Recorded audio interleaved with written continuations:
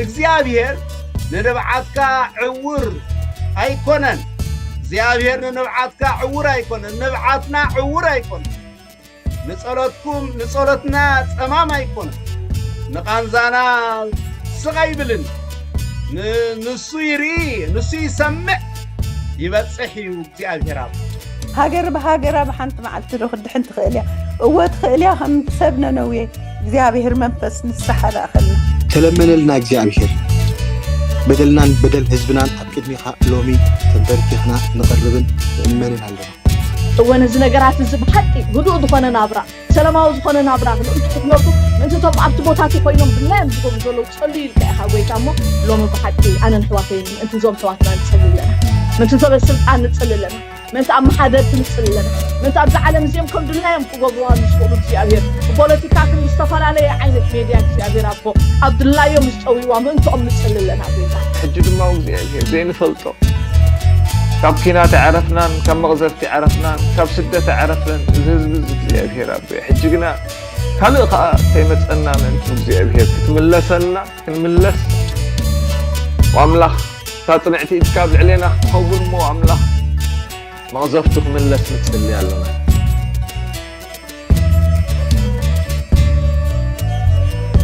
እግዚኦ ንሓረና ክርስቶስ እግዚኦ ንሓረና ክርስቶስ እግዚኦ ንሓረና እምባር ቅድሚ ኩሉ ምህለላ ጸሎት ምምላድ ምስጋና ምእንቲ ኩሉ ሰብ ክግበር ምዕዳ ኣለኹም ብመንፈሳውን ብኽብርን ህዱእን ሰላማውን ዝኾነ ህይወት ምእንቲ ክንነብር ከዓ ምእንቲ ኩሎም ነገስታትን ሰብ ስልጣንን ጸሎት ይገበር እዚ ኣብ ቅድሚ እቲ መድሓኒ ዝኾነ ኣምላኽ ሰናይን ዝሕጉስን እዩ ንሱ ኩሉ ሰብ ክድሕን ናብ ፍልጠት ሓቅኻ ክመጽእ እዩ ዝፈቱ እግዚአብሔር ይመስገን ስለዚ ብመንፈሳውን ብኽብርን ህዱእን ሰላማውን ዝኾነ ህይወት ምእንቲ ክነብር ካብ ምእንቲ ኩሎም ነገስታት ሰብ ስልጣን ጸሎት ይገበር እዚ ኣብ ቅድሚ እቲ መድሓኒ ዝኾነ ኣምላኽ ሰናይን ዝሕጉስን እዩ ንሱ ኩሉ ሰብ ክድሕን ናብ ፍልጠት ሓቂ ክመጽእ እዩ ዝፈቱ እግዚአብሔር ይመስገን ዋተና ሓትን ሓቂ ህዱእ ዝኾነ ህይወት ክንነብር ሰላማዊ ዝኾነ ህይወት ክንነብር ሓቂ ሓቀኛ ዝኾነ እግዚአብሔር ዝፈትዎ ህይወት ክንነብር ምህለላና ናብቲ ኩላዊ ዝኾነ ኣቦ ኢና ከነቕርብ ተዳሊና ዘለና እግዚአብሔር ይመስገን ስለዚ ብሓቂ ነዚ ነገር እዚ ኣብ ቅድሚ እግዚአብሔር ትዝሕጉሶ ነገር ካብ ኮነ ሓቂ ህዱእ ዝኾነ ሰላማዊ ዝኾነ ሓቂ ዝኾነ ብፈትሒ ድንበረሉ ሓቂ ሓወይ ሓብተይ ዝበረሉ ዘበን ናይ ሓቀኛ ሰላም እነስተማቕረሉ ዘበን ሓቂ እግዚአብሔር ከም ሰብ ውሉድነት በቃቶም ኣምሳል ዝተፈጥሩ ውሉድ ኣምላኽ ከም እግዚአብሔር ብሓቂ እዞም ውሉዳት ናይ ኣምላኽ ውሉድ ዝተባሃሉውን ሓቂ ዝኸብሩሉ ዘበን ሓደ ሰብ ክቡር እዩ ብሓቂ እግዚአብሔር ይመስገን ስለዚ ንብዛ ዓይነት ክንሓስብ ኩልና በዚ ሓሳብ እዚ ክንፅልሕ ሕዋተይ እግዚአብሔር ይመስገን ምክንያቱ ኣብ ቅድሚ እግዚአብሔር ባህ ዘብሎ እዩ ህዱእን ሰላማውን ናብራ ምእንቲ ክንነብር ምእንትቶም ኣመሓደርቲ ዝብሉ ዝዓለም እዚኦም ምእንትቶም ገበርቲ ንሓደግ ዝብሉ ነቲ ስልጣን ዝጥቀምሉ ነቲ ዘለዎም ነገራት ዝጥቀምሉ ምእንትኦም ክንፅሊ ንሕና ኢና ተፀዊዕና እሞ ሓቂ ሎሚ ንጥርዓና ናብ እግዚአብሔር ኣቦ ናብ እግዚአብሔር ወልድ መንፈስ ቅዱስ ከነቕርቦ ኢና ሕዋተይ እግዚአብሔር ይመስገን ስለዚ ሓቂ ሓቢርና ዝፀለናዮ ጸሎት ከዓ ብሓቂ ቅድሚ እግዚአብሔር ከዓ ብቕዓት ኣለዎ ንተኣማመን እግዚአብሔር ይመስገን ኣቦ ነመስግነካ ኣለና ስለዛ ሰዓት እዚኣ ነመስግነካ ኣቦ እዩ ሓቢርና ናባኻ ድምፂ ነቕርብ ኣለና ጥርዓን ነቕርብ ኣለና ረድኤት ካባኻ ከም ዝመጽእ ኣሚንና ኣቦ እዩ እቲ ሓቀኛ ሰላም ካባኻ ከም ዝመጽእ ኣሚንና እቲ ሓቀኛ ሮፍታ ካባኻ ከም ዝመጽእ ኣሚንና እቲ ሓቀኛ ብሓቂ ኣብ ዓለም ዘሎ ጎይታ ሓቂ ንምፍላጥ ዘሸግር ዘሎ ዓለም ወጎይታዬ መንፈስ ሓቂ ምስ መጽእና ኩሉ ሓቂ ክመርሕ ኢልካ ኢኻ እሞ ሎሚ ኣቦየ ብመንፈስካ ክትመርሓና በቲ ንዓኻ ንዓና ከረዳድእ ዝኽእል መንፈስ ቅዱስ ክትመርሓና ኣቦ ንፅዋዓካ ኣለና ሎሚ ኣነ ንሕዋተይን ተጋቢእና ኣብዚ ጉባኤ ንፅዋዕ ኣለና እወን እዚ ነገራት እዚ ብሓቂ ህዱእ ዝኾነ ናብራ ሰላማዊ ዝኾነ ናብራ ክልእንቱ ክትነብሩ ምእንትቶም ኣብቲ ቦታት ኮይኖም ድላዮም ዝገብሩ ዘለዉ ፀልዩ ኢልካ ኢኻ ጎይታ እሞ ሎሚ ብሓቂ ኣነን ሕዋተይን ምእንቲ ዞም ሕዋትና ንፅሊ ኣለና ምእንቲ ሰበ ስልጣን ንፅሊ ኣለና ምእንቲ ኣመሓደርቲ ንፅሊ ኣለና من تابز عالم زيهم كم دلاهم كقبروها نزقلوا እግዚአብሔር بpolitika كن بستفعله عينة ميديا እግዚአብሔር أبو عبد الله يوم زقوي ومن تأم نتصل لنا بيتا لو من عوام حيزنا أبكر ميخان نقرب لنا لو من كلهم سب السلطان حيزنا أبكر ميخان نقرب لنا لو من كلهم قويتا جبرت حدقتي حيزنا أبكر ميخان نقرب لنا وقويتا رديت كابا خطرحين أنا تصبيه حق أنيا سلام كابا خطرحين أنا تصبيه حق أنيا فتحي كابا خاين أنا تصبيه وكل سب كده حنزل نسخات راح يخاتو دولي أبويه هاليلويا حج أبو بالساعة زنسوا عكالنا حق نسوا عكالنا لومي أنا نحواتين حبيرنا رديت كتفسس كاف سمايات تخفيتو قويتا نتزي ودا هي بات كان اي سلام هيوت أبو كتفسسلنا وناي مردا هيوت كتفسسلنا قويتا يسوس هو بحق نتي نردو نخيل هو قويتا نتي كم سب كبر مخانو زنقعت علم مقلاج كخون لومي بحق خطبصحنا دقيمنا نتصللنا هو حق كل قدحن لومي قويتا هو كل لومي عفلتت حق خمص هو قويتا يدقيمنا نتصللنا منفسك تقعوا عين حواتين بحق منفسنا تقعوا لنا نهاجرنا أبوي منفسك تقعوا لنا عبيتنا أشنا قويتا حبيرنا قويتا نباخا نمتصل له حيل اختبرنا نعخنا تأمتنا أن نبر له حيل اختبرنا نعخنا تأمتنا أن نرتع له حيل اختبرنا نعخنا تأمتنا أبوي هو من قدنا بحقي أبي مخانو زدنا غير زمن من قدن حق هيوة زخان ككريستوس نباخا نشعب له حيل اختبرنا أبو دقيمنا نلمنكالنا دقيمنا نلمنكال بس مشيت زي بس معات زي أو قويتا لنفس وكفنا ختبارخنا حقين ما رحتنا جمير كاقويتا لنفس وكف لومي لبز ترري نخوينات زوج منفس كتقيرو هو نزعمزت منفس كتقيرو هو فتح تسأل منفس لومي هو أمراضي لبي تتأمزي الزولو قويتا بتغكل كتمرحو أبوينا بخان أقرب لنا أبونا عخان أقرب لكالنا حجي خطر أن نخت متصل هو قويتا ناتكا سيف في إيدد لنا ناتكا قالي زد لنا زولو حق قويتا لومي حنت قالك تزارب ولومي بقالك تزارب ولومي قالك كأوج أبز مدرزي وتسلام زهب قالك أوج إتزاد صري قالك أوج إتسيف زغنا قال نتحمق قال زغل كأوج أبويه كم قالك كتجهلو إننا إحنا حواتين أبكت ميخا نتصلل نلمنا كالنا أبويه رديت كابا خاينا نتصبيه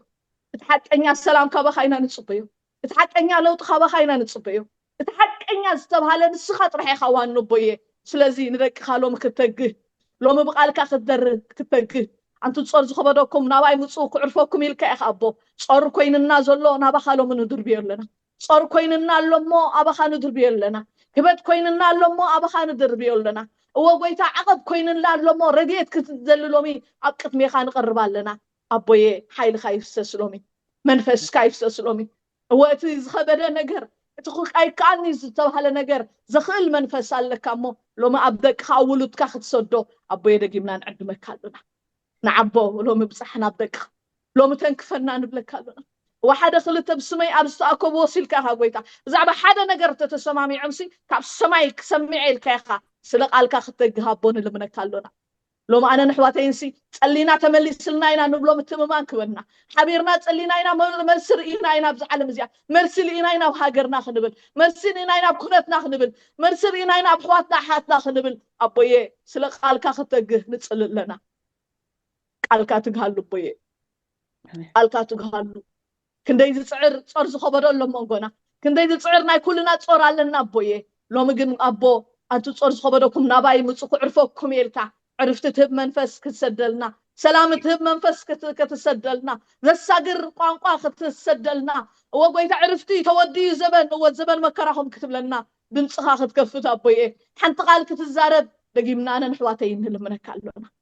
نسخان تعالسيخا قويتا كخفز خليلن نسخان تخفتكا قويتا كعالسوس خليلن مو لومي أبت حيال زخونة حيال قرصمكا أبتا يمانيت زخونة قرصمكا تترئسنا أبويه تساقاتاتكا خترسسلنا نهون اللي من عندنا تساقا خفز أبويه حيل خفز سابانا كتقهلون هزبخا قويتا كم تهتا هزبي سميعي كان مسيزة قويتا زتنساكايو لو مهتانا كتسمع أبويه لو مهتانا يدقخا كتسمع قويتا إهتانا يولدكا كتسمع قويتا إهتانا يتمسبي جخلهم أبويه واقاز خفل كالنا دقخا كتسمع داوك أزانكا كتكفت أبو دقيمنا اللي من كالنا سميعو أملاخ كبرخا كقلت أو يسوسي كبرخا كقلت إذا دحين سمكا كورد سرحوخ يمر أبو كم تتمالق متمالق ندي سناي زقبره بحجون زدالو سناي لو مدما خم بسمكا ختك هالو أبي سمود خا يسوس كريستوس كله تعطينا زول أفدقتات خفتلنا كله تعطي زول نايت المات زبله خفتلنا كله أي كالني زبحلت علم قويتا أمود تخيل يغتبل قويتا سلك الكا ختك قويتا سلك سمكا ختك يسوسي دقيمة لمن كالو هالو أبي مسك أموني خابو نسخ أموني خانسخ أموني خابوي أمون سلزخون كاي مسكنك تقبرو سلزخون كاي مسكنك كل باخا ملس سلزلو بوي تمسكن كل حطو يسوس يا باخا ملس سلزلو تمسكن تبارك تمسكن نبلك الله أمين هراي مبار بحق خبرتي هابلنا أمت حاوتنا بحق أملاخ وداسي ملاخ تجير أملاخ يقبلو الصلاة زي وز خبركم كبرات مراحة هايمانوت أبوتات كمون كل خاتكم تساتفتي أبز قدس قبائي بصلاة من السلام بيتسبنا يجزي أبير كوينا نقبر زلنا صلاة وداسي ملاخ تجير أملاخ أب سمايات السمايات يقبلنا سلازي بعلو قويتان تايلنا مدرعو السلام زي كونسي سمايو السلام هبكم اللخو إلنا سمايو السلام نبار السلام مدرعو السلام قل حدا متصلعك حقوق زهبك سلام يكون كون زقد فلكم زلخو تايدا نباري السلامية إبلنا إتاك زي أبيهر زقبرا معالت زي أمو بأخذنا نتحقص نجزي أبيهر كا نمسقنا باهي بلنا يبن لبا أملاخ داويت عميتن عسرت شمونتن إسران أربعتن و بحقي إذا معلت زي خمزيلنا مسك زي أبيهر كن راخب سلز فقده نأملاخ مسقانا يخونا و زي أبيهر بنبي إساس جيرو ناباي تملسمو دحانو السلام رخبو حويو عايو زبلت عم دمسي أملاخ يقرب النار فترى أملاخ بعلو نص كفنا خمس السعبي زبلن نها أما قدي صبق من قد حماق هيوتن موتن مرقان مرقمن برهانن صلماتن حقن حسوتن ناصنتن شقونا نابقر ميخما نبران لخمو نسخات قنقن هيوتن سلامن فقرن مرصو يبلنا الله سلازي بحق نزخن مرز እግዚአብሔር يعدمنا الله أبز حري جزيزي بحقي سلام كنمرز حونت كنمرز نسيت نباري نسيت زبلت نسيخا اتي نهوتنا أزيو زبلت هو نبي عمصون بهوت كتنبرسي كي زي كونسي سناي سلام دليو እግዚአብሔር አምላክ ጎይታ ሰራዊት مسخاتكم خونيو يبلنا عموص حمشته 14 ونحنا بحقي حزبي كبابي إرتران إثيوبيا أب أير كمعواف مبرار أب بحر كم عساتات محنباس تماهرنا إنا جناخي نحنا نبرت قرنا أفريقيا كمحوات بالسلام حبيرنا ناي منبار قليل طباب كن مهارجن كساب حجي أي كألنا يبل مارتين لوثر كاب صحفو بهل زي برقص زي بهل زي نعنا زملكتي كم قربابتي بسلام بحدا من بار انت دا زي تماهرنا كم عاشو بحوار كنت أفئنا وبرقص بحوارنا نتأفئ وخمزيلنا بمراخب بزحان بلامزا أب حدا ما أدخل راخبن من السلام كنت سلن كلنا حميق حقوسي يسمعني إرمياس نبي كم زسعبي بلنا أنا زا حسب لكم زلخو حسب فلطية ما فصمتا تسفان سلام كبكم سي حساب سلام سناين حساب دحنن يزلني أنا እግዚአብሔር تزاريب لخو يبلنا إرمياس إسران تشعتن عسرت حدا نحنا حزب قرنا أفريقيا نحنا حزب قرنا أفريقيا دم نلقاقا سمر دم ما ينفاسسن أمونغا حزبتات إثيوبيان إرتران كأخ محوات زنتصق عمبابا صقردا امبر زفسس دم عيد لنا نيو خابلو من دحار بالسلام كنبر حزبنا أدتات دك أنسئنان بحقي أبنبعات ينبرالوا خصام ماسيو أبنبعات كنبرا مون እግዚአብሔር አምላኽና እውሞ ክሰምዓናይ እውሞ ናመን ናብዝ ሰምዓካ ይብሉ ቦታትናሞ እግዚአብሔር ይሰማዕ አምላኽ ዘለና ምድራዊ ሰላም ዘይኮነ ሰማያዊ ሰላም ከዕድለኩም እቲ ኣነ ዝህበኩም ሰላም ከዓ ነባር ሰላም ይብለናሎ ምስላ ቻይናውያን ከምዚ ይብሉ ናብ ናይ ሓደ ዓመት መደብ እንተለካ ሩዝራ ናይ 50 ዓመት መደብ እንተለካ ገረብ ትኸል ናይ ዘለዓለም መደብ እንተለካ ከዓ ሰብን ሰላምን ትኸል ይብሉ ቻይናውያን ብሓቂ ሰላምን ሰብን ትኸል بحق إزي تزبلسه كام ناي صلي حديد كنملت سلام العالم نبسر مسل كبرنا مهاب كاب كي رحاق سناي كاقبر نسلام نفتحي بلسقنا دليا صعباون يبلو زيهم باباساتنا إرترا أبتي ملأختهم انت سلام تتصحفوا يبصادق كم صعب يبلنا أنه أملاخ نكون عسب أي دربياني نتام حقرا قيصام فتصمت قبرت كي قنا يقدفو من إيو أنا قنا نعافكا بالسحق نخنا أفركا وين بعللتا خمولوية اتهم زسألوخا مثل كبرخا زقصوخا نوري حفرت كقلبو بإيوم سفرتهم قفعتخا خا نزل عالم طفيا ميزبل سلازي إزم بسمي استسمي هزبي ناباي قصو ጥምት እንተበለ እንተለመነ ገጻይውን እንተደለ ካኩፍ መንገዶም ተተመልሱ ሽዑ አነ ካብ ሰማይ ክሰምዕሞ ሓጢያቶም ይቅረኽብለሎም ምዝሮም ወን ክፉሳኤ ዝብል ኣምላኽ ዘለና ካልኣይ ሳሙኤል 7:14 ናብኡ ገጽና እንተዳ ተመሊስና ክፉሰናይ ናብኡ ገጽና እንተዳ ተመሊስና ሰላም ክበናይ እግዚአብሔር ከምዚ ይብላሎ نخراي كاب حزبي كالقصة ناباي كملسومي بلبخا كفقرومي يبلنال ناب أملاخ نملس ناباي تملسو سلام كبكم يزبل أملاخ يزلنا مو مسكولو بالسلام كنبر فقر حقو السلام تعقستي حياونات ومن مخان لو هاتن حياونتني وتزبلت أكر ما أملاخ مو بحق زي حسس كنبل أبز خلت قريبات زلنا حزبي أبز علم زي تخبابير كامبر تنعيقا ويكا تتصلاليخا زتكل سلام يلبون بفوصم سلام يلبون تخبابير كامبر تنعيقا ويكا تتصلاليخا زتكل سلام فقرن يبلون يبلو أبوتاتنا بحقي بفقر طرحيو تكال زخل أملاخ ويتا سراوي أم مدرخم سلام كهب يبلنا أم مدرخم سلام كهب يبلنا نسخاتكم كابت كتب ليكم زفرهاكم وناي كهلني نحسمات أراويتا تحساسبهم زلهم كابتا مدري كتفومي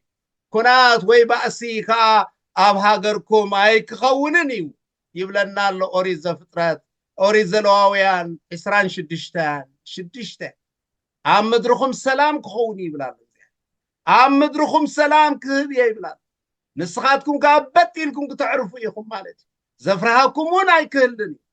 نحسمات أراويتا تحساسبهم زلهم كابتا مدري كتفومي كنات ويكا بأسخا أمهاجركم أي كركبني ولنا له أوريز زلواويان معراف إسران شدشتان እግዚአብሔር ንንብዓትካ ዕውር ኣይኮነን እግዚአብሔር ንንብዓትካ ዕውር ኣይኮነን ንብዓትና ዕውር ኣይኮነን ንጸሎትና ጸማም ኣይኮነን ንቃንዛና ስቃይ ብልኒ ንሱ ይርኢ ንሱ ይሰምዕ ይበጽሕ እዩ እግዚአብሔር አብ እቲ ብኽያትኩም ጸሎትኩምን ናብ ታሕጓስ ክልወጥ እዩ ይብለና ኣሎሞ ብሓቂ ቦታት ጸሎትኩም ጸሎትና ናብ ሓጎስ ክቕይረ ናብ ሰላም ክቕይረ ይብላሎ እግዚአብሔር ልበ ኣምላኽ ዳዊትን እቶም ሕግኻ ዘፍቅሩ ብዙሕ ሰላም ኣለዎም ይብለና መዝሙር ዳዊት 119:165 ቁጽሪ እቶም ብሓቅን ቅንዕናን ዝመላለሱ መደቀሲኦም ብሰላም ይዕርፉ ይብለና ኣሎ ትንቢት ኢሳያስ ነቢ 57:2 እቶም ብቕንዕና ዝመላለሱ እቶም ብሰላም ዝመላለሱ እቶም ብፍቕሪ ዝመላለሱ ኣብ መደቀሲኦም ብሰላም ይዕርፉ ይብለና እሞ ናይ ሰላም ሰባት ይግበረና ኣምላኽ ጎይታና ኢየሱስ ክርስቶስን ኣብ መንጎ ዝነበረ ከልካሊ መንደቕ ፅልኢ ብምፍራስ ነቶም ክልተ ዝነበሩ ሓደ ዝገበረ ሰላምና እዩ ይብለና ጳውሎስ ናብ ሰብ ኤፌሶን ምዕራፍ 2:4 ነቶም ርሑቃት ዝነበሩ ሰላም ዘበሰረ ሕጂ እውን ምድራዊ ክህቦ ዘይኽእል ሰማያዊ ሰላም ይህበኩም ኣለኹ ይብለና ኣሎ እግዚአብሔር ብወገንኩም ምስ ኩሉ ብሰላም ክትነብሩ ዝከኣለኩም ግበሩ ይብለን ስለዚ እምበር ሎሚ ኣብ ሮሜ ምዕራፍ 12:18 ብወገንኩም ምስ ኩሉ ብሰላም ክትነብሩ ዝከኣለኩም ግበሩ ኣደታትና ህይወተን ሙሉእ ደቀን ክኸፍላ ክነብራ ብሓቂ እግዚአብሔር ሰማዕ ኣምላኽ እዩ እግዚአብሔር ኢዱ ንምሕረት ሓፃር ኣይኮነት ንምስማዕ እውን ኣይፃንዖን እግዚአብሔር እሞ ሰላም ክበና ነዛ ምድሪ እዚኣ ሰላም ክዘርኣላ ክንልምን ይግባአና ሓደ ፍላስፋ ከም ዝስዕብ ይብል እቶም ዝለዓለ ናይ ግጭት ጥበብሲ እቲ ዝለዓለ ናይ ግጭት ጥበብሲ ንፀላኢኻ ብፍቕርን ብሰላምን ምስዓር እዩ ይብል ስለዚ ሰብ ክጠፍእ ሃገር ትጠፍእ ይብል እንተ ደኣ ክትፋቐር ደሊኻ ናይ ግድን ይቕረ ምባል ክትመሃር ኣለካ ይብላ ማዘር ተሬዛ ኣብ ኣጋ ወጋሕታ ዘሎ ከቢድ ፀልማት ኣብ ሓደ እዋን እዩ ሓደ ሰብኣይ ንዓርኩ ኣንተ ዓርከይ ኣብዚ ዘበናሲ ፍቕሪ እምበር ጠፊኣ ምስ በሎ ወይ ዓርኩኻ ክላእ ኣሰኪፍካና ዘሎ ፍቕሪ ኣሰኪፍና ዘሎ ፍቕሪ ምጥፍኡ ኣይኮነን ፀልኢ ምጥፍኡ እዩ በለ ሰብኣይ ገሪምዎ ዋ እንታይ ማለትካ እዩ ኢሉ ምስ ሓተቶ ኣብዚ ግዜ እዚ እኳ ከፊኡና ዘሎ ፈተውትናን ፀላእትናን ክነለሊ ዘይምኽኣልና እዩ በሎ ይበሃል ስለዚ ብሓቂ ፀላእትናን ስታይናን ንኸይንፈልጥ ዝኽልክል ብሓቂ እግዚአብሔር ሎሚ ብሰላም ክበፅሓ ደሴት ሰላም ክገብራ ነታ ቀርና ኣፍሪቃ ጎረባብቲ ኢትዮጵያን ኤርትራን ደሴት ሰላም ይግበረልና ኣምላኽ ምድራዊ ሰላም ዘይኮነ ነታ ቦታ እዚኣ ሰማያዊ ሰላም ይዓድል እግዚአብሔር ንኹልና ኸ ውዳሴ መላእኽቲ ገይሩ ኣምላኽ ጸሎትና ኣብ ሰማይ ይቀበለና ኣሜን አሜን ክብርና ኣምላኽ ይኹን እግዚአብሔር ይመስገን ቃል ሕይወት የስማዕልና ኣባ ሰሎሞን ሕራይ ካብ ወንጌላውያን ኣሕዋት ኣብ ዘለኹም ምልክት ግበሩለይ እሞ ክህበ ዕድል ክሳብ ንስኻትኩም ምልክት ትገብሩ ግን ኣበባ ሲስተር ኣበባ ስለ ዘለኹ ብዚ ኣለኹዎ እግዚአብሔር ምሳኺ ይኹን ክትብልዮ ዘለክ ነገር ክትፅልዮ ዘለክ ነገር ክትፅልይ ክትቀምጥ ትኽእል ኢኺ ኣቐዲመ ንኩላኻትኩም ቅዱሳን ኣቦታት ኣያታት ኣሕዋታት ኣብዚ መድረኽ ናይ ቅድስና ኣብ ቅድሚ እግዚኣብሔር ትሕት ኢልና ንኣምላኽና ክንልመን ዝፀዋዕኩምና ጎይታ መሊሱ ይባረኽኩም ስለክንሰምዖ ፀናሕና ግሩም ዝኾነ ጸሎትን ቃል እግዚኣብሔርን ከዓ ንኣምላኽ ነመስግኖ ሕጂ እውን ገና ካብቲ ዝነበርኩ ሃገር ርሒቕ ኣብ ርሑቕ ቦታ እየ ዘለኹ ኣብ ርሑቕ ሃገር ግን ኣምላኽ ሰማይ መንፈስ ቅዱስ ሓደ ስለ ዝገበረና ኣብዚ ልበይ ዝመፀ ነገር ኣሎ ኣብ ትንቢተ ኢሳያስ ምዕራፍ 59 ከምዚ ይብለና ብዙሕ ግዜ ኣሕዋተይ ብውልቀ ሰብ ይኹን ብሕብረት ካብ ምፅላይ ጥጠው ኣይበልናን ግንሲ እዛና ድዩ ፀሚሙ እዛን እግዚኣብሔር ኣምላኽ ዝብል ሕቶ ኣለኒ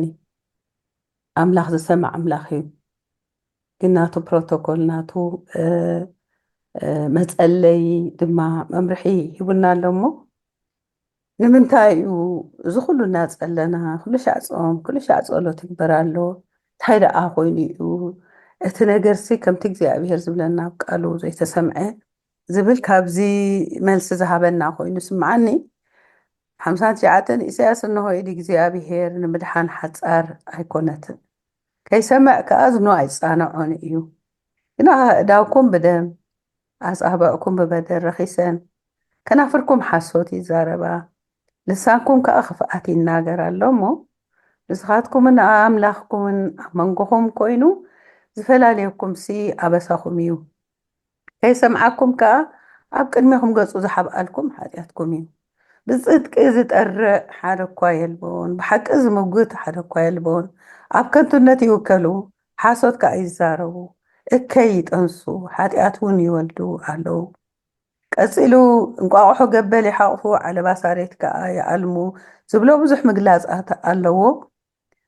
ግዜ ሃሊኩም ኩልኻትኩም መታን እትፈውስና ብእግዚኣብሔር ሓይሊ ቀልጢፉ ክመፀና ትንቢተ ህዝቅኤል ድማ ምዕራፍ 22 ኣብ ገገዛና ኮይንና ነንብቦ እግዚኣብሔር ስሙ ዝተባረኸ ይኹን እሞ ከምዚ ይብላ ኣሎ ጎይታ እቲ ዝብለና ዘሎት መምርሒ ኣብ መንጎነን ኣብ መንጎ እግዚኣብሔርን ዝኸልከለና ሓጢኣት ኣሎ ኢሳያስ ነቢ ኢሳያስ በዕሉ ደሓን ኣለኹ እዩ ክብል ፀኒሑ እቲ ምስኡ ተፀጊዕዎ ዝፀንሐ ንጉስ ምስ ሞተ ግን ክብሪ እግዚኣብሔር ኣብ መቕደሱ ኣምላኽ ምስ ረኣዮ ሓደ ነገር ንኣምላኽ ዝሕጉስ ተዛሪቡ ክብሪ እግዚኣብሔር ብርሃን ኣምላኽ ምስ ረኣየ ርስሓቱ ርእዩ ሓጢኣቱ ርእዩ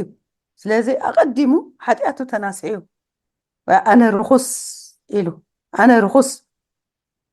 ኣብ ማእከል ርኹስ ህዝቢ ከዓ ዝነብር ንርእሱ ኣቐዲሙ ኣብ ቅድሚ እግዚኣብሔር ሓጢኣቱ ተናዚዙ ነቲ ህዝቢ ከዓ ሒዙ ኣብ ማእከል ርኹስ ህዝቢ ዝነብር ወይለይ ጠፋእኩ ሓጢኣቱ ካብ ልቡ ምስ ተናስሐ እግዚኣብሔር ኣምላኽ ክምልሸሉ ጀሚሩ ማለት እዩ ካብ ኣምላኽ ዝመፅእ ፅድቂ ዳ እምበር ብግብርና ሓንቲ ነገር ክንገብር ኣይንኽእልን ኢና ፀጋ እግዚኣብሔር ኣምላኽ ክንርድኦ ቤተክርስትያን ብሕልፊ ኣምላኽ ዕንትና ከፍተልና ንፅልለና እግዚኣብሔር ንቤተ ክርስትያን እዩ ኣብ ሃገር ይኹን ኣብ ዓለም ይኹን ኣቐሚጥዋ ልኡኻት ኣምላኽ ኢና ናይ ኣምላኽ ዕዮ ክንዓይ ዳ እምበር ናይ ርእስና ዕዮ ክንዓይ ኣይተለኣኽናን ናይ እግዚኣብሔር ኣምላኽ ምሕረትን ባህርያትን ሒዝና ኣብ መንጎ ህዝብን ኣብ መንጎ እግዚኣብሔር ክንፅሊ ዝግባአና እቲ በደል ኣባይ ኣነ ኣብ ማእከል ርኹስ ህዝቢ ዝነብር ኣብ ቤተ ክርስትያን ከዓ ዘሎ ኮይኑ ይስምዓኒ ኣብ ትንቢተ ህዝቅኤል ተደኣ ኣንቢብናዮ ካብ ላዕሊ ክሳብ ታሕቲ ሓንቲ ብሓንቲ ትበደልና እግዚኣብሔር ይሓተና እዩ ስለዚ ኣብ ቀዳማይ ዮሃንስ ምዕራፍ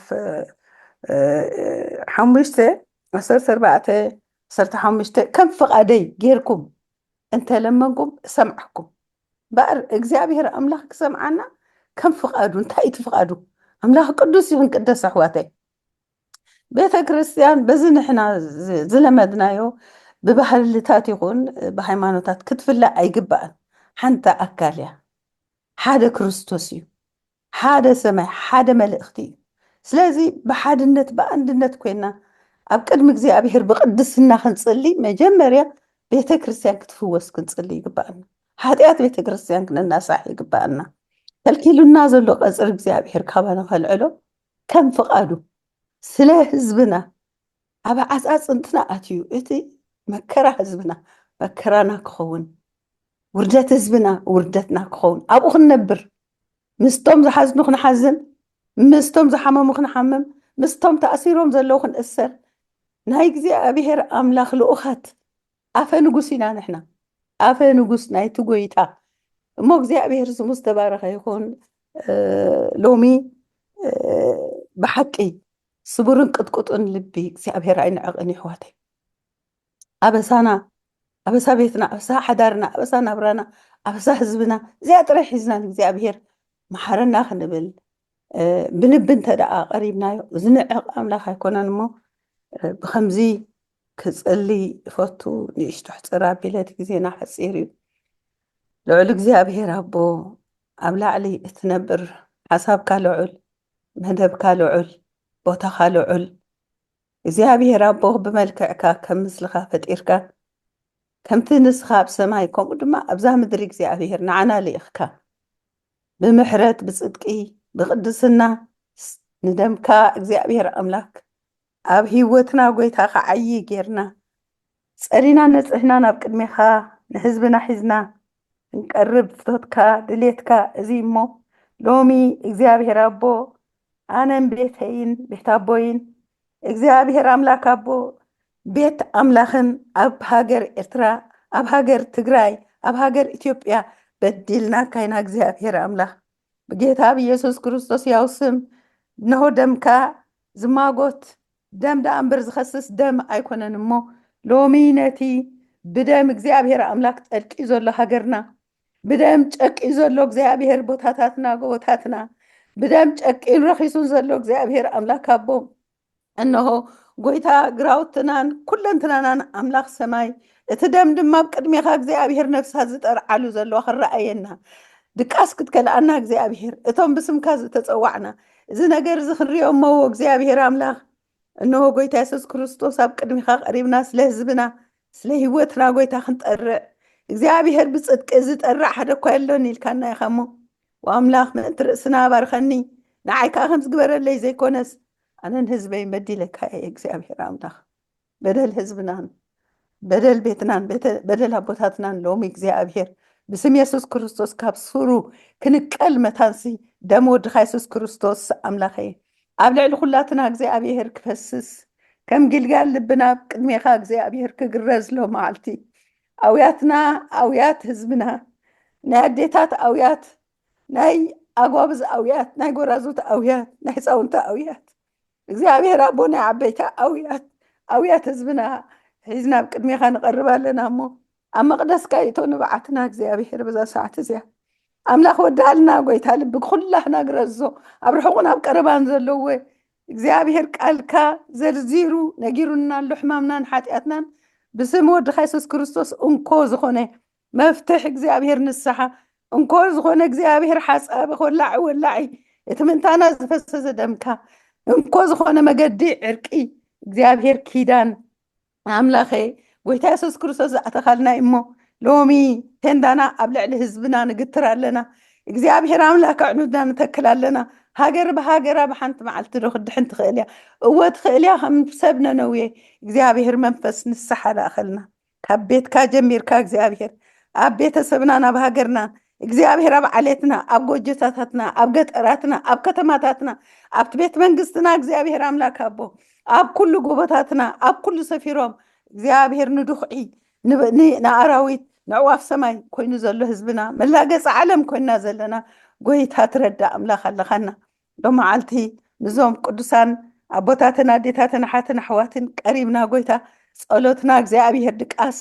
ከም ዝኸልኦ ንሰብ ንኣኻ ድማ ድቃስ ይኽላእካ መልሲ ጸሎት ክትበና ኣምላኸ ከም ዘለናዮ እወ በዲልና እወ ሓጢና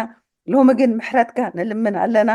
ኣምላኸ መፍትሕ ምሕረትካ ሎሚ እግዚአብሔር ንሎሚ ክኸውን ክትሰምዓና ብስም ኢየሱስ ክርስቶስ ንጽል ኣለና እንሆ ከም ሰማዕካና እግዚአብሔር ኣምላክ ንኣምን ኣለና እምነትካ ክትውስኸና ከም ዝረኸብና ጌርና እግዚአብሔር ኣምላክ ኣብ ቅድሚኻ ናይ እምነት ሰባት ክንከውን ድማ ደግፈና እግዚአብሔር ስለቲ ዝጸንሓናን ዝቕጽልን ኣሕሊፈ ንዕኻ በለኹ ብጌታ ብኢየሱስ ክርስቶስ ያው ስም ኩሉ ክብርን ምስጋናን ውዳሴን ንኣኻ ይኹን ኣሜን ተባረኹ አሜን አሜን እግዚአብሔር ይመስገን እግዚአብሔር ይባርክኪ ሓደፋና ተባረኺ ሲስተር አበባ ስለቲ ኩሉ ግዜ ትጽልዮ ጸሎት ድማ እግዚአብሔር ብግዚኡ ዝምልስ እሙን ኣምላኽ ስለ ዝኾነ ፍሪኡ ክንሪኦ ከምቲ ዝበልክዮ እምነት ክውስኻና እግዚአብሔር ቅዱስ ዋዕድ ይኹን ጆን ሓወይ ኢድካ ልዕልካ ኣለኻ ጆን ኣድላ ናባኻ እግዚአብሔር ምሳኻ ይኹን እግዚአብሔር ይመስገን ስም ኣምላኽና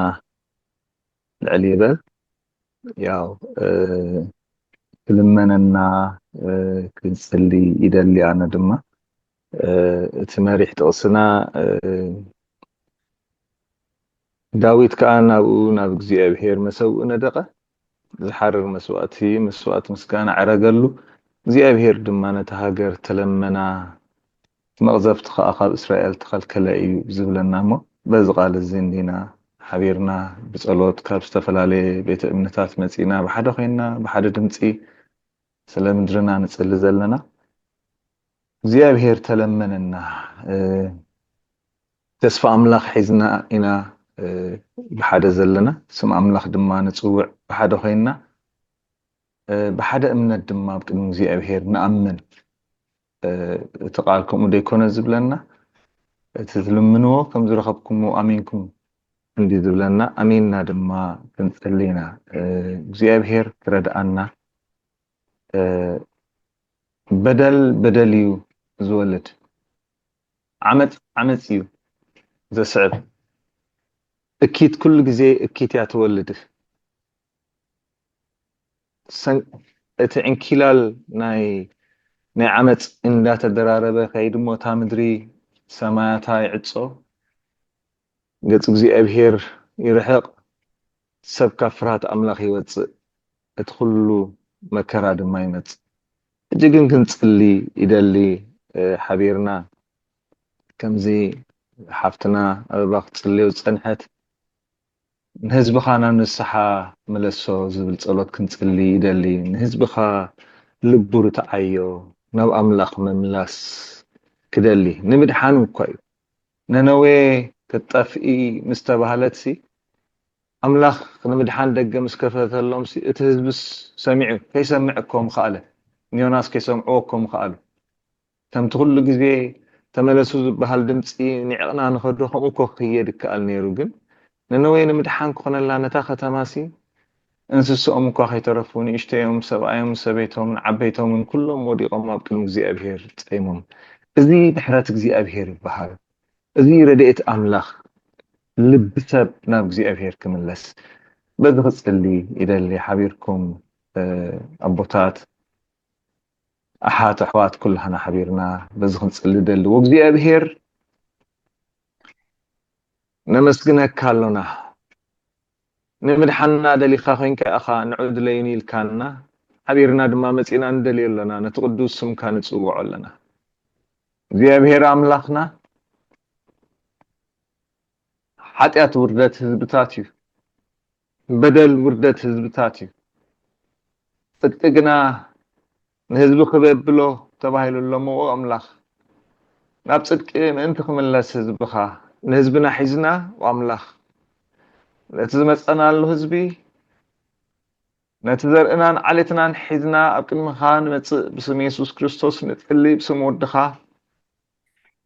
ክትምለሰና ስለ ዝደለኻ ክትልመነና ስለ ዝደለኻ ገጸይ ድልይ ኢልካና እሞ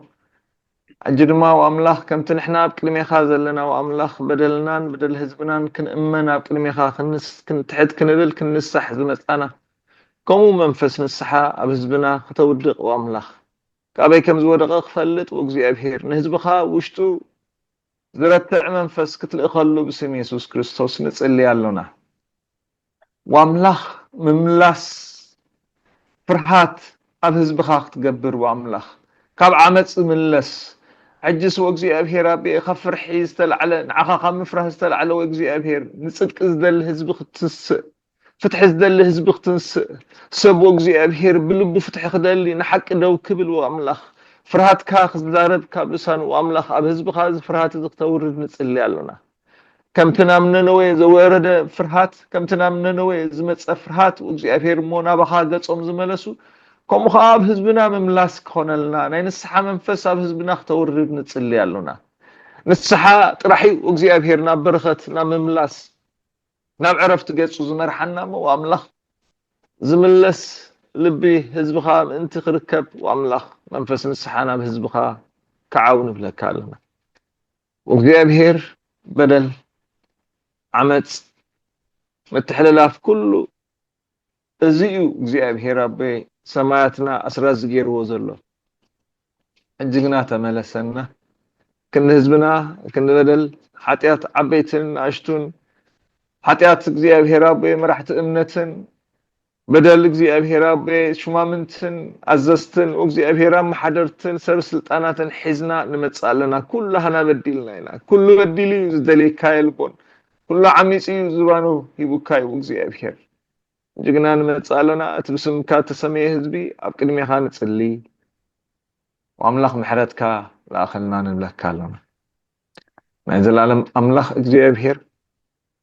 ንሆነ እዛ ምድሪ እዚኣ በረኸት ክኾነላ ምእንቲ ወኣምላኽ ሰብ ብልቡ እግዚኣብሔር ናብ ኣምላኽ ዝምለሰሉ መንገዲ ክደሊ ሃሰስ ክብል ክፈርሃካ ፍርሃት ካፍታ ምድርቲ ኣኽወርድ ንጸልይ ኣለና ፍርሃት ካ እዚኣ ይግዛአና እግዚአብሔር ፍርሃት ካ ይምለኸና እግዚአብሔር ናሽቱ ይፍሩህኻ እግዚአብሔር ዓበይቲ ይፍሩህኻ ኣዴታት ይፍራህኻ እግዚአብሔር እግዚአብሔር ኣብ ስልጣን ኣብ ጠረጴዛ ዝተቐመጡ ኩሎም እግዚአብሔር ኣብ ስፍራ ውሳነ ዘለው ዘበሉ ኩሎም እግዚአብሔር ይፍሩህኻ እነሆ እግዚአብሔር ንዳዊት ከም ተለመንካዮ መሰውእ መሰርሐ ናብ ቅድሚኻ ምስ መጸ ከም ተለመንካዮ ንእስራኤል ከም ተለመንካዮ ትመቕዘፍቲ ድማ ደው ከም ዝበለ ሕጂ ድማ እግዚአብሔር ዘይንፈልጦ ካብ ኪናት ዓረፍናን ካብ መቕዘፍቲ ዓረፍናን ካብ ስደት ዓረፍናን እዚ ህዝቢ እግዚአብሔር ኣቦ ሕጂ ግና ካልእ ከዓ ከይመፀና ምእንቱ እግዚአብሔር ክትምለሰልና ክንምለስ ወኣምላኽ ታጽንዕቲ ኢትካ ብልዕሌና ክትኸውን ሞ ኣምላኽ መቕዘፍቲ ክምለስ ንጽልይ ኣለና ሞት ያኽለና ንብል ኣለና ስደት ያኽለና ንብል ኣለና ወኣምላኽ ምምላስ ይኹነልና ወእግዚአብሔር ደጊምና ደጊም እግዚአብሔር ድምጽ መዝሙር ክንሰምዕ ድምጽ እልልታ ክንሰምዕ ድምጽ ምምላስ ክንሰምዕ ደሃይ ድሓን ክትስማዓና ብስም ኢየሱስ ንጽልይ ኣለና ስለስምካ ኢልካ ስለትሰምዓና ወኣምላኽ እስምካ ክትኽብሮ እግዚአብሔር በዛ ምሽት እዚኣ ንጽልይ ኣለና ንኣና ይኮነና ኣና ግና ከንስምካ ኣኽብሮ ክብሪ ሁሉ ካብ ዘላለም ንዘላለም በይኑ ንዓኻ ጥራሕ ይግባእ ብሽም ኣቦን ብሽም ወድን ብሽም መንፈስ ቅዱስ ንጽልይ ኣሜን እግዚአብሔር አምላክ ተመስገን ነመስግነካ ኣለና ኣቦዬ ነውሎም ድማ ከምዚልና እግዚአብሔር ኣብ ቅድሚኻ ክንቀርብ ምሕረትካ እግዚአብሔር ክንለመን ገጽካ ክንደሊ ንስኻ ዝዕድል እዚ ይብካና ኢኻ ኣቦ ተመስገን ነመስግነካ ኣለና እግዚአብሔር ኩሉ ዝጠፋአና ሕሉፍና ዝረሳዕና ካበይ ከም ዝተለዓልና ፍጹም እግዚአብሔር ዘዘንጋዕና ህዝቢ ኢና ሎሚ ግን ስለ ስም ወድኻ ኢልካ እግዚአብሔር ብዘሎ በደልናን ኣበሳናን ይቕረ ክትብል እግዚአብሔር ትኩሉ ዝሓለፍናዮ ትኩሉ ዘስገርካና እግዚአብሔር ሎሚ ንዕኡ ክንሓስቦ ንስኻን ውሽጥና እግዚአብሔር ሎሚ ምምላስ ክኾነልና ነስሓና እግዚአብሔር ኣብ ቅድሚኻ ብህብ ኮይኑ እግዚአብሔር ከተሽትቶ ንጽልይ ኣለና እግዚአብሔር ብዝሓለፈ ዘጥፋእናዮ ብዝበደልናዮ ኩሉ እግዚአብሔር ንስኻ ምሕረተኛ ኣምላኽ ኢኻ እሞ ስለ በደልናን በደል ህዝብናን ኣብ ቅድሚኻ ቀሪብና ንጽልይ ኣለና እግዚአብሔር ካብ ሕሉፍና ዘይንመሃሪና ካብ ዝኸሰርናዮም ብዙሓት እግዚአብሔር ደጊም ሕጂ እውን ኣብ መንጎ ሞትን ህይወትን ዘሎ ፍልይ ዘይርዳእና ዝጠፋእና ኢና ሕጂ ግን ኣቦ ብዓይኒ ምሕረትካ ክትሪአና ድሕሪ ደጊም ሞት ኣባና ከይገንን ድሕሪ ደጊም መንእሰያትናን ኣወዳትናን ኣዋልድናን እግዚአብሔር ከይጠፍኡ ኣብ ጎረባብትና ሰላምን ድሓንን ክኸውን እግዚአብሔር ጎይታዬ ንልምነካ ኣለና ጎይታ ናባኻ ንምለስ ቃልካ እንተ ተመለስኩምሲ ናባይ ደኣ ተመለሱ እዩ ዝብል እሞ ኣቦይ ናባኻ ንምለስ ኣለና ንቡር ዝጠፋአና ኢና እግዚአብሔር ኩሉ ዝተሓዋወሰና ኢና እግዚአብሔር በጃኻ ሎሚ ናባኻ ንምለስ ኣለና ተረኸበልና እግዚአብሔር ተለመነልና እግዚአብሔር በደልናን በደል ህዝብናን ኣብ ቅድሚኻ ሎሚ ተንበርኪኽና ንቐርብን ንእመንን ኣለና ክብርኻ ሰሪቕና እግዚአብሔር እቲ ንማንም ዘይወሃብ ስም እግዚአብሔር ንሰባት ሂብናዮም እግዚአብሔር እስኻ ኢኻ ኩሉ ትኽእል እሞ ኣቦና ባኻ ንምል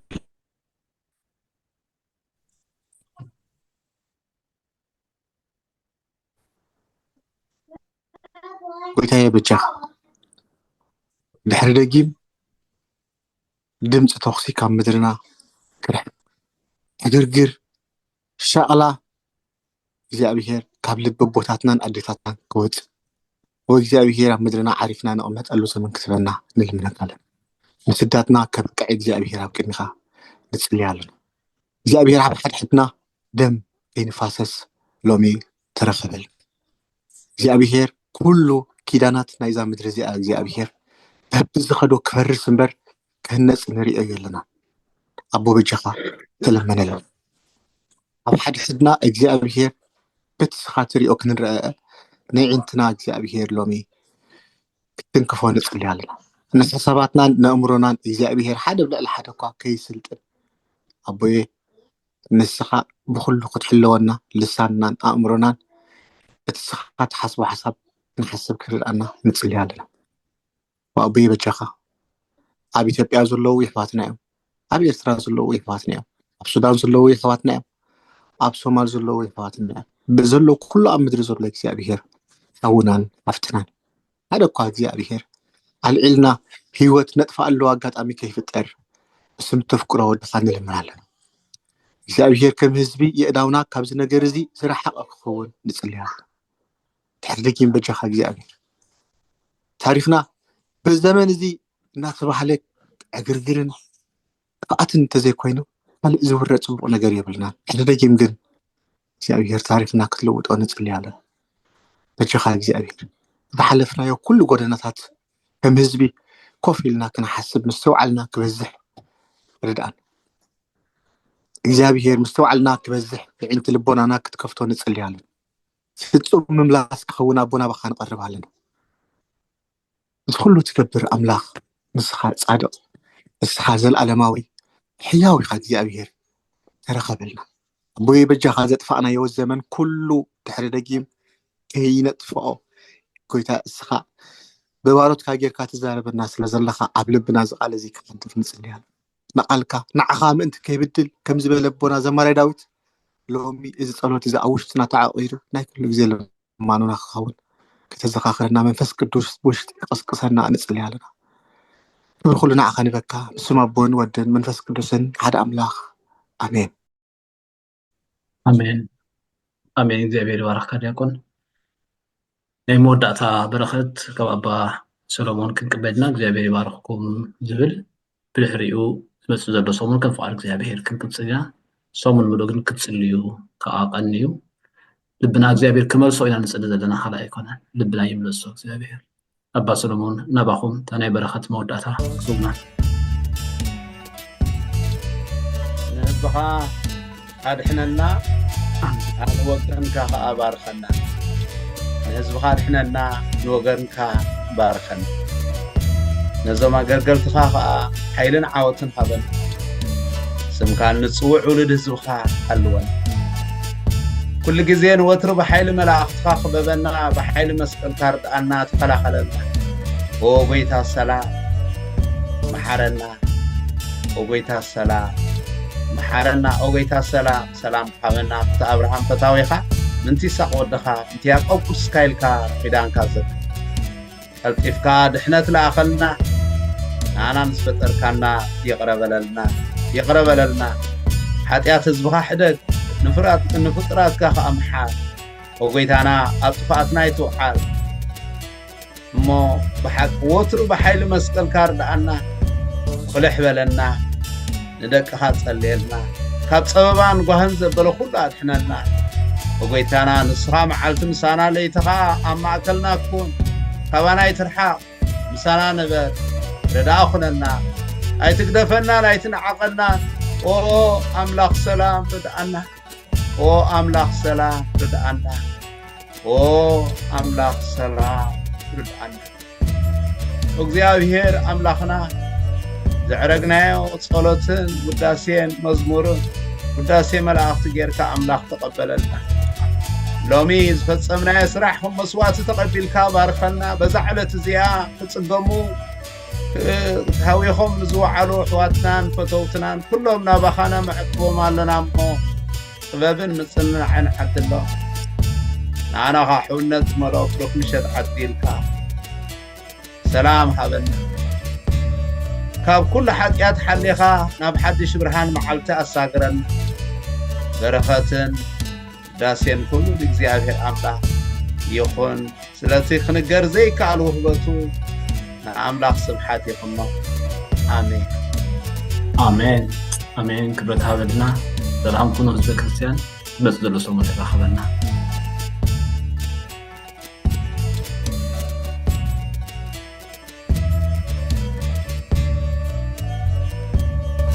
أبو عبدك ويلعان عد حياة رسعه حول حولي تنسئو لب مليء بكلمة سمك أبز أمنو كلهم بزيحو مكرا سدد يغرب لنا وأملاك تتابي زي خير كبد نزاز حقنا مدري مسملو كله بحرا بسنكي مسحي حاجاتنا هيك علمك نعرف الله زلواشي شايا قليفنا مقامتنا يسدلت نقيرا كم نبرت بقنزل نشيه بسرينا حاجات مكرا الزيوم نحارنا كريستوس الزيوم نحارنا كريستوس الزيوم